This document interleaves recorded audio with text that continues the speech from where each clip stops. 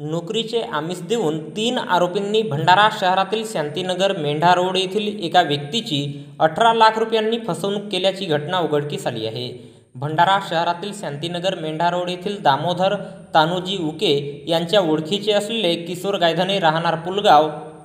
महेश गायधने राहणार भंडारा व दिलीप गायधने राहणार अर्जुनी मोरगाव हे तीनही आरोपी दामोदर यांच्या ओळखीचे असून सन 2019 ते 2023 या कालावधीत तिन्ही आरोपींनी ओळखीचा फायदा घेऊन दामोदर यांच्या मुलाला नोकरी लावून देतो म्हणून त्यांच्याकडून चेकद्वारे 9 लाख रुपये घेऊन नोकरी लावून न देता त्यांचा विश्वास संपादन करून त्या बदल्यात भंडारा शहरातील सहकारनगर येथील घर दाखवून ते घर 18 लाख रुपयांमध्ये खरेदी करा असे पुन्हा त्यांच्याकडून अगोदरचे घेतलेले 9 लाख रुपये आणि पुन्हा घर खरेदी करण्याकरिता 9 लाख रुपये असे एकूण 18 लाख रुपये दामोदर यांच्या मुलाला नोकरी लावून न देता आणि घर खरेदी करून न देता टप्प्याटप्प्याने रकमा स्वीकारून तिन्ही आरोपींनी दामोदर उके यांची 18 लाख रुपयांनी फसवणूक केली। या प्रकरणी फिर्यादी दामोदर उके यांच्या तक्रारीवरून आणि आर्थिक गुन्हे शाखा भंडारा यांच्या चौकशी अहवालावरून पोलीस स्टेशन भंडारा येथे दिनांक 1 जुलै रोजी गुन्हा दाखल करण्यात आला असून या घटनेचा पुढील तपास पोलीस उपनिरीक्षक कामडी